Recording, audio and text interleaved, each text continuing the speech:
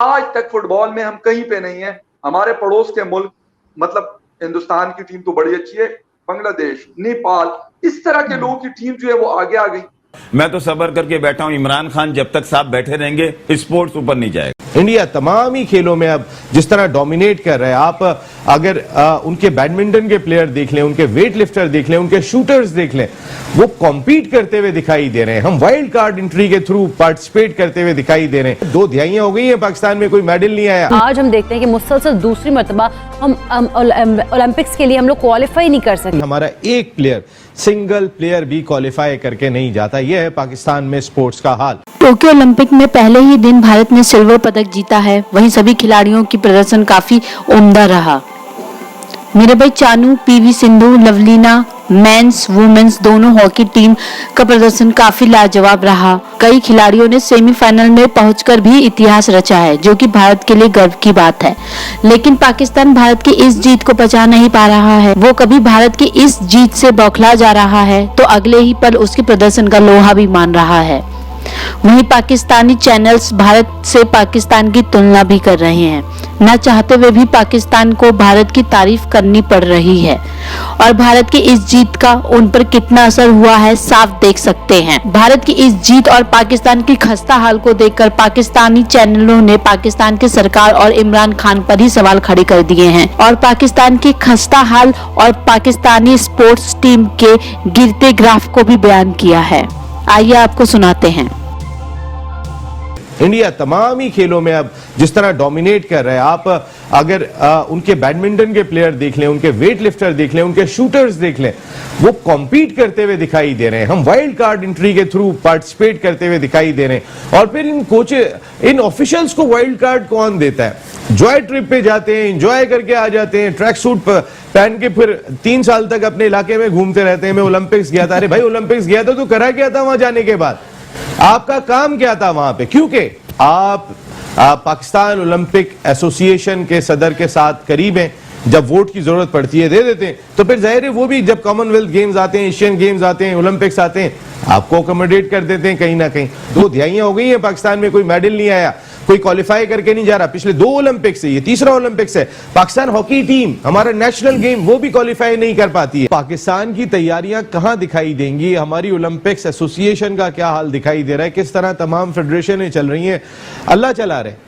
क्योंकि जितना fund Pakistan sports board के पास होता है वो तो तनख्वाहें देने में सर्फ हो जाता है। इतना तो आपने स्टाफ रखा हुआ है, तो खेल पे आप क्या लगा रहे होते हैं, ये सबको पता है। और हमारे चले जाते हैं, उसके साथ जितने प्लेयर्स जा रहे होते हैं उतने ही ऑफिशियल भी जा रहे होते हैं। ये भी एक कमाल है भाई। 1 ऑफिशियल चले जाएं, 2 ऑफिशियल चले जाएं, जितने आपके प्लेयर्स नहीं होते वाइल्ड कार्ड की सूरत में, पता नहीं इन ऑफिशियल्स को वाइल्ड कार्ड कहां से मिलता है। मैं अगर बात कर लेता हूं बैडमिंटन फेडरेशन के सेक्रेटरी माहूर शहजाद अगर गई हुई है, तो चौधरी साहब इस दफा कोच बन के गए हुए।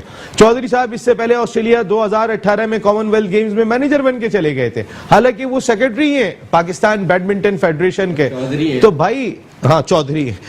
अब मैं चले, मेरे साथ भी चौधरी बैठे हुए, अब ज्यादा टाइम नहीं लूंगा। देखिए, वो जो आप कह रहे थे ना कि मिसबाह रखने का बैकअप तैयार है, बैग के साथ बैकअप तैयार है।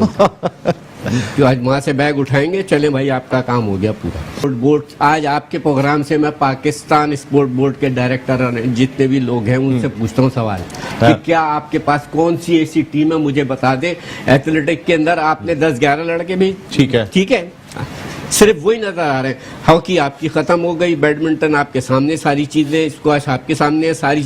तो ओलंपिक्स चल रहे हैं और पाकिस्तान की हॉकी टीम तो पहले ही रिजेक्ट हो चुकी थी, उनको यानी कि लिया ही नहीं गया। क्योंकि आज मैं देख रही थी हमारे एक हॉकी के प्लेयर जो है वो जियो टीवी पर आ रहे थे, तो उन्होंने कहा कि जी 13 टीम्स को लिया जाता है और इनका नंबर 17 पर है इस वक्त पाकिस्तान दुनिया में, और इस वजह से वो पहले ही रिजेक्ट हो गए। बाकी जो टीम है उन्होंने भी कोई खास परफॉर्म नहीं किया। जो एथलीट गए हैं, यानी 22 करोड़ के लोगों में से सिर्फ 10 लोग गए हैं ओलंपिक्स में, और वो भी कुछ नहीं कर पा रहे। लेकिन जो एक आपको मालूम है हमारे यहाँ रिवाज है कि हम हर जगह पे एक रिटायर्ड जनरल बिठा देते हैं, तो यहाँ पे भी जो साहब बैठे हुए हैं मतलब फौज में से निकलने के बाद, रिटायर होने के बाद, वो पिछले 11 साल से हैं और उनके होते हुए जो है वो स्पोर्ट्स का ये हाल है। और सबसे बड़ा हमारे प्राइम मिनिस्टर खुद स्पोर्ट्समैन रह चुके हैं और तब ये हाल है स्पोर्ट्स का। क्या कहेंगे आप? 201 कंट्रीज का कंपटीशन होता है, जो वर्ल्ड ओलंपिक्स होते हैं इस तरीके से जो टोक्यो ओलंपिक्स चल रहे हैं, उसमें आप फिर एक्सपेक्ट करें कि वो चाइना को कंपीट करें, वो हिंदुस्तान को कंपीट करें, वो फ्रांस को कंपीट करें, वो अमेरिका को कंपीट करें।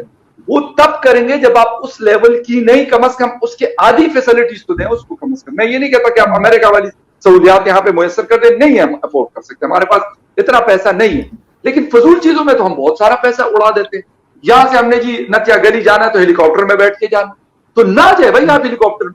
नत्या गली में कौन सा आप जो है वहां पे आग बुझाने के लिए जा रहे, या कोई और कौन सा बड़ा काम कर रहे हैं कि 3 दिन आपने ईद के वहां पे गुजारने हेलीकॉप्टर। मियां नवाज शरीफ अपनी देगे लेके जाते थे उस हेलीकॉप्टर में, खान साहब रोज वहां पे पहुंचे होते नत्या गली में। मुझे नहीं समझ आती कि इनको नत्या गली में क्या नजर आया होगा। भाई छोड़ दो प्राइम मिनिस्टर हाउस, छोड़ दो, आप वहां पे रह जाओ।